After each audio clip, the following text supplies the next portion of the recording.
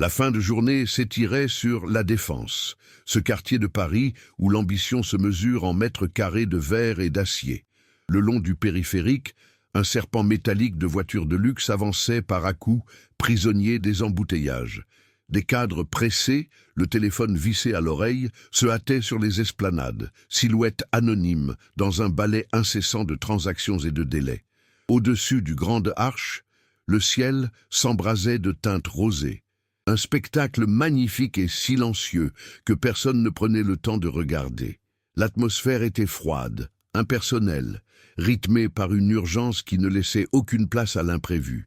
C était un monde d'opulence et d'indifférence, où la richesse affichée contrastait violemment avec la lutte invisible pour la survie qui se jouait chaque jour sur l'asphalte, entre les files de voitures.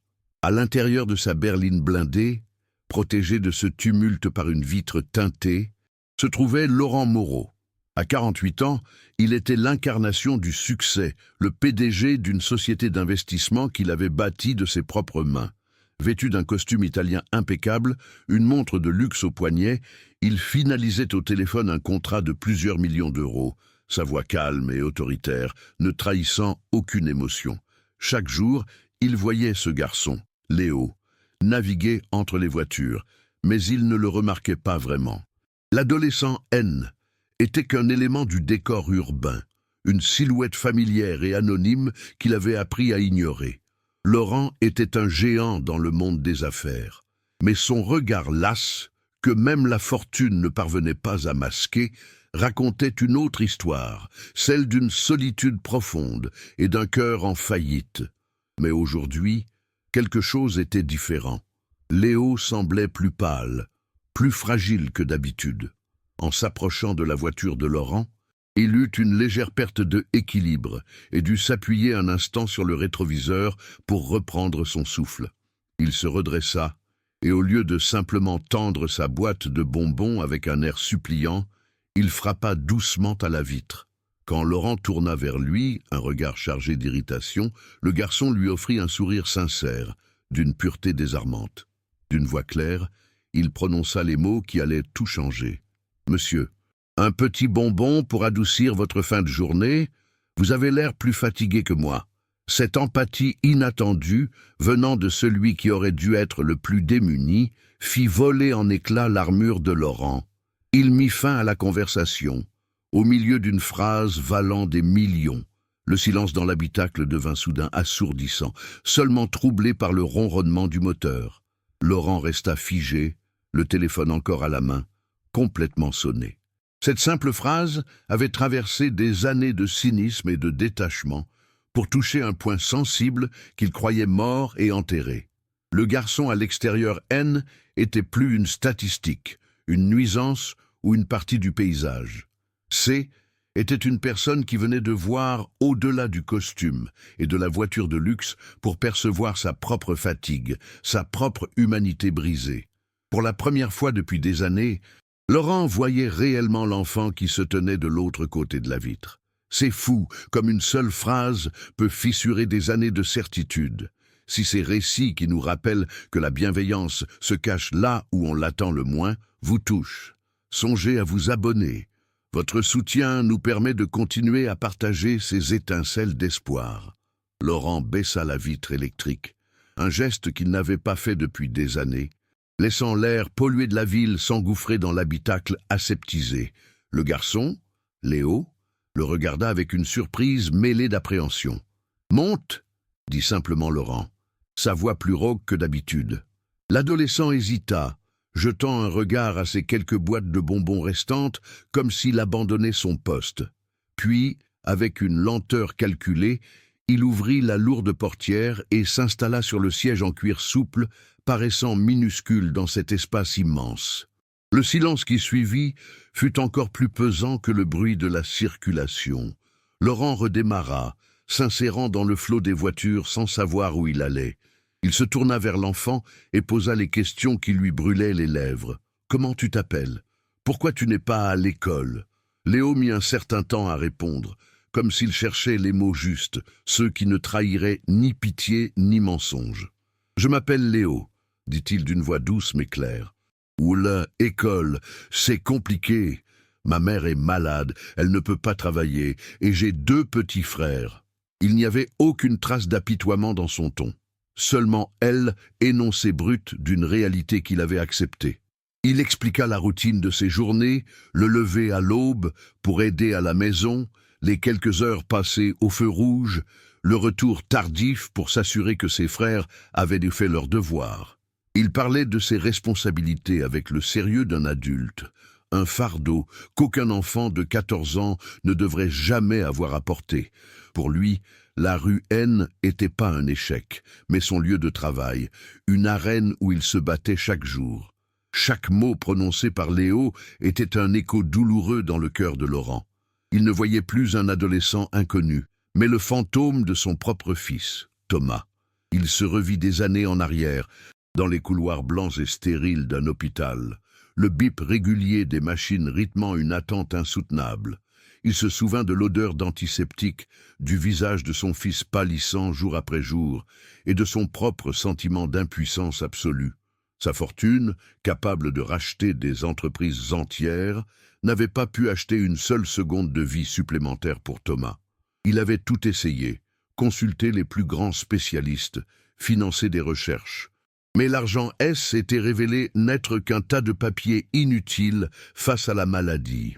Cette douleur, il l'avait enfouie sous des couches de travail et de cynisme. Mais Léo venait de la réveiller. Ils arrivèrent devant un immeuble modeste de banlieue, dont la façade grise et fatiguée contrastait violemment avec les tours de verre de la Défense. L'ascenseur était en panne, comme souvent. Ils montèrent les 6 étages à pied, dans une cage d'escalier où l'odeur de chou-fleur se mêlait à celle de l'humidité. L'appartement était petit, mais impeccablement propre. Des dessins d'enfants étaient scotchés sur les murs, des touches de couleurs vives dans un décor usé par le temps. 2 jeunes garçons, alertés par le bruit, sortirent d'une chambre en courant et se jetèrent dans les bras de leur grand frère. Ils s'arrêtèrent net en voyant Laurent, leur regard passant de la joie à la méfiance. L'air était chargé d'un mélange de pauvreté et d'une dignité farouche, un monde à des années-lumière de celui que Laurent connaissait. Une femme apparut dans l'encadrement de la porte de la cuisine. Était Sylvie, la mère de Léo. Elle était mince, presque fragile, mais ses yeux possédaient une flamme qui démentait sa faiblesse physique. Elle essuya ses mains sur son tablier et fixa Laurent d'un regard scrutateur, une barrière invisible se dressant immédiatement entre eux.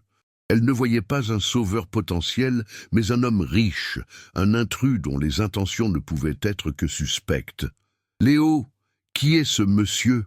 demanda-t-elle, sa voix douce mais ferme, protectrice. Elle tira son fils près d'elle, un geste instinctif de lionne défendant sa portée. Pour elle, la pitié des gens de son monde était souvent le prélude à l'humiliation ou à des attentes malsaines, et elle avait appris à s'en méfier comme de la peste. Laurent tenta d'expliquer la situation, mais ses mots, habituellement si persuasifs dans les salles de conseil, sonnaient faux et maladroits dans ce petit salon. Il parla de son inquiétude, de son désir d'aider, mais chaque phrase se heurtait au mur de la fierté de Sylvie.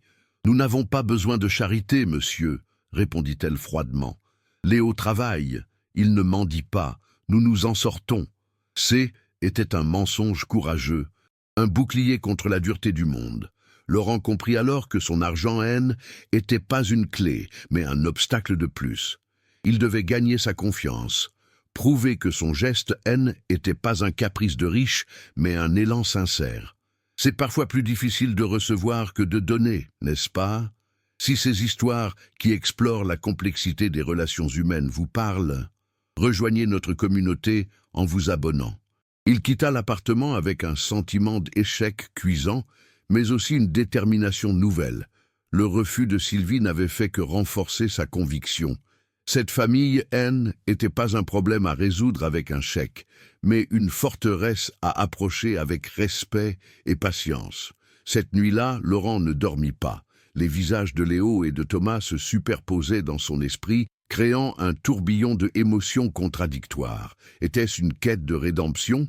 Une tentative égoïste d'apaiser sa propre conscience en rejouant une partie qu'il avait déjà perdue? Ou était-ce simplement la chose juste à faire? Pour la première fois depuis la mort de son fils, il se sentait vivant, animé par un but qui dépassait la simple accumulation de richesses. Il ne savait pas où ce chemin le mènerait, mais il savait qu'il ne pouvait plus faire demi-tour. Dès le lendemain, Laurent mit ses ressources en action, mais de manière discrète. Il engagea un détective privé, non pas pour espionner la famille, mais pour obtenir le dossier médical de Léo, de manière légale et confidentielle. Ce qu'il découvrit le glaça d'effroi. La maladie de Léo était encore plus rare et agressive qu'il ne l'imaginait. Les médicaments qu'il prenait ne faisaient que ralentir une progression inéluctable. Les rapports des médecins parlaient d'un pronostic sombre, sans un traitement beaucoup plus spécifique et coûteux. Un traitement expérimental non remboursé par la sécurité sociale. Le coût estimé était astronomique, une somme qui ferait reculer n'importe qui. Pour Laurent, ce N était qu'un chiffre, mais un chiffre qui représentait la frontière entre la vie et la mort, une frontière qu'il avait déjà vue de trop près. Comprenant que l'argent seul ne suffirait pas, Laurent changea de tactique. Il retourna voir la famille, mais cette fois, ses mains N étaient pas vides de billets, mais pleines de sacs de courses. Il ne parla pas d'aide financière, mais s'assit à la petite table de la cuisine et partagea un café avec Sylvie. Il écouta son histoire, ses peurs, ses espoirs brisés. Il passa du temps avec Léo, l'aidant avec un devoir de mathématiques, parlant de football, de films, de tout et de rien. Lentement, très lentement, les murs commencèrent à se fissurer. Sylvie voyait maintenant l'homme derrière le costume. Un homme portant ses propres cicatrices. Léo, de son côté, trouvait en Laurent une figure paternelle qu'il n'avait jamais eue. Un confident à qui il pouvait enfin parler de ses rêves d'avenir, au-delà de la maladie. La fragile routine qu'il commençait à construire fut brutalement interrompue une semaine plus tard. Laurent reçut un appel paniqué de Sylvie en pleine réunion du conseil d'administration. Léo S. était effondré. Il ne respirait presque plus. Sans réfléchir, Laurent quitta la salle, laissant derrière lui ses associés stupéfaits et un contrat de plusieurs millions d'euros en suspens. Il arriva à l'hôpital en même temps que l'ambulance. Léo était inconscient, son visage d'une pâleur mortelle. Les médecins furent directs, son état se détériorait rapidement, la maladie était entrée dans une phase critique. Les médicaments actuels ne faisaient plus effet. Le temps était désormais leur pire ennemi. Chaque heure qui passait, réduisant les chances de survie du garçon. La course contre la montre avait commencé. Le chef de service prit Laurent à part. Il lui parla d'une dernière option, un traitement de pointe disponible uniquement dans une clinique spécialisée en Suisse. Était expérimental, risqué et sans aucune garantie de succès. Et puis, il y avait le coût, 850 000 € à payer d'avance. Au même moment, le téléphone de Laurent vibrait sans cesse. Ses associés l'appelaient furieux, exigeant des explications sur son abandon de poste et les rumeurs qui commençaient à circuler sur ses finances. Il sentait la pression de son monde, un monde de logique et de profit, qui lui criait que ce qu'il faisait était une folie irrationnelle. Il était à la croisée des chemins, tiraillé entre la loyauté envers l'empire qu'il avait bâti et la vie de ce garçon. Face à un choix qui peut tout changer, que ferions-nous? Pour continuer à suivre des parcours qui nous poussent à nous interroger, votre abonnement est notre plus grand soutien.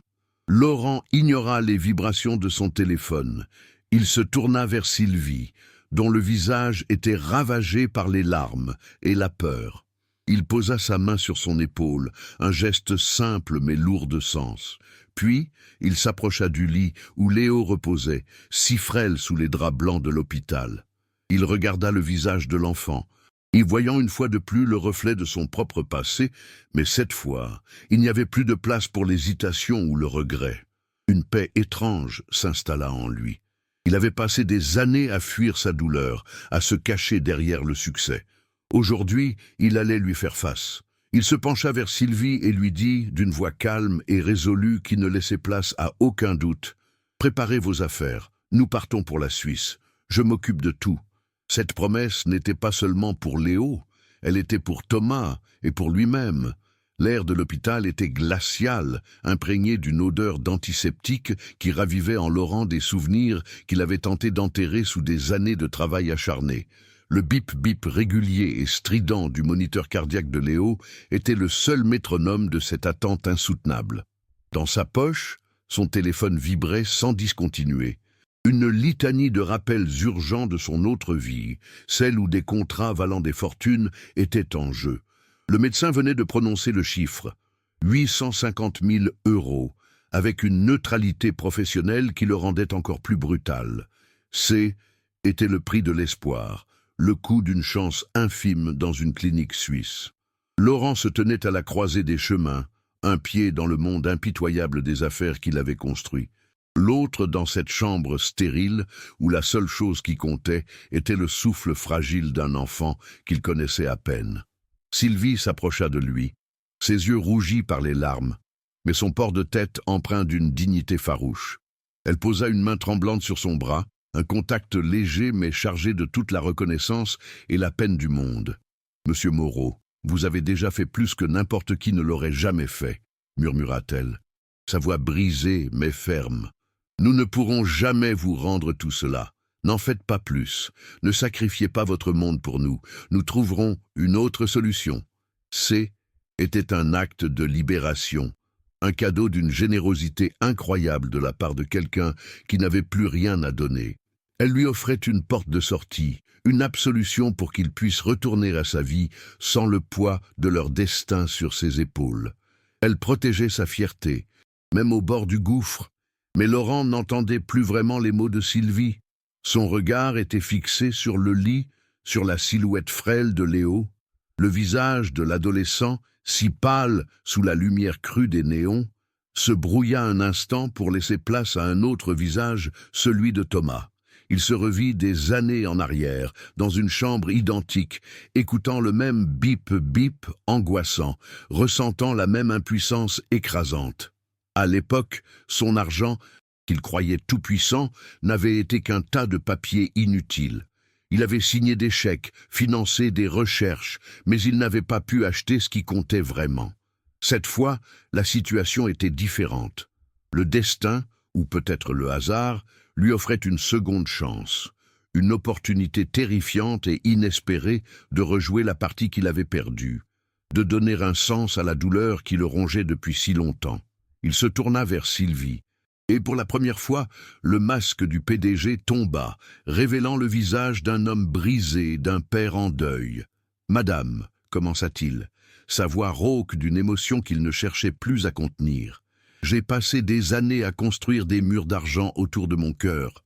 Je croyais que la richesse pouvait tout acheter, qu'elle était la réponse à tout.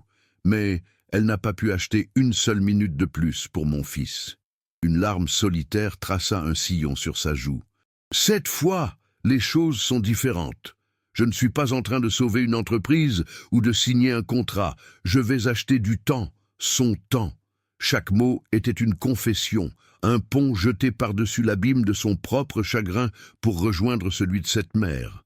D'un geste lent et délibéré, Laurent sortit son téléphone de sa poche. Les vibrations insistantes S étaient enfin tues, L, écran affichant une longue liste d'appels manqués de ses associés. Il ignora les notifications, le monde des affaires, les millions en jeu. Avec une pression longue de son pouce, il éteignit l'appareil.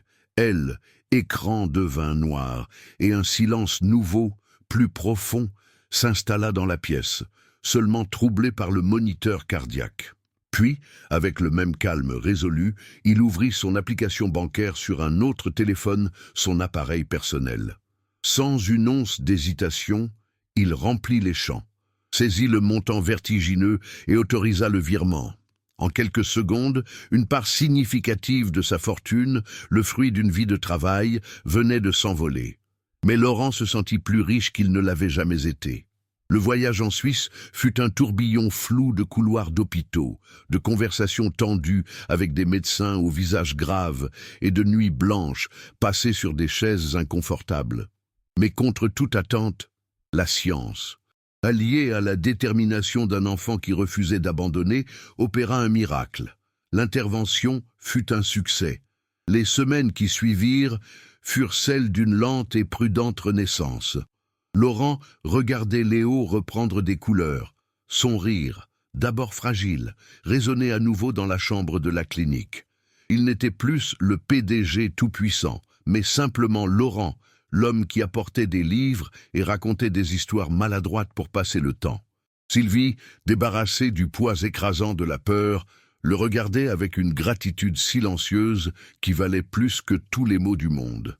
Le mur de méfiance S était définitivement effondré, remplacé par les fondations solides d'un lien indéfectible, forgé dans elles épreuves. De retour à Paris, la vie avait changé pour tout le monde. Laurent avait effectivement perdu sa position au sein du conseil d'administration, son absence prolongée et le retrait massif de fonds ayant été jugés comme une trahison par ses associés. Mais cette perte, qui l'aurait anéanti quelques mois plus tôt, lui parut insignifiante. Il vendit son immense appartement surplombant la tour Eiffel et utilisa l'argent pour installer la famille de Léo dans un logement décent, lumineux et sans escaliers à monter.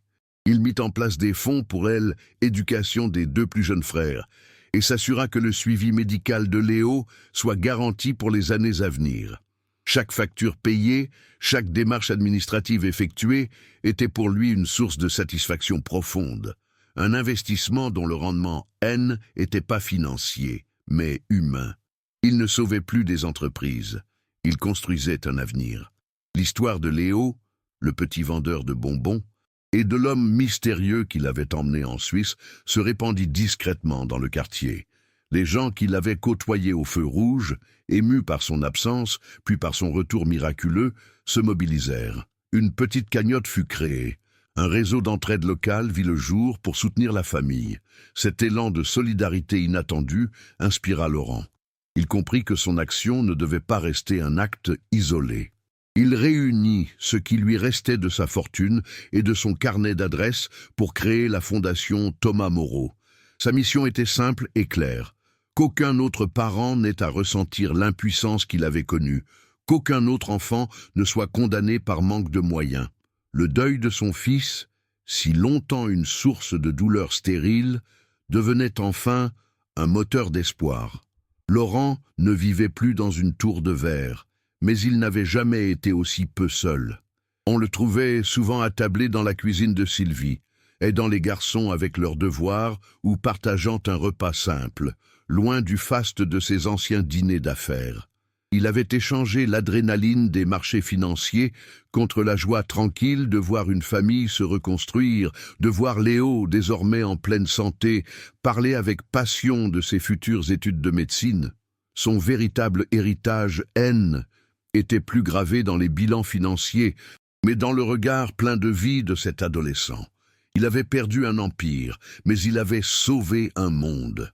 C'est en partageant des récits comme celui-ci que nous nous rappelons que l'humanité peut triompher.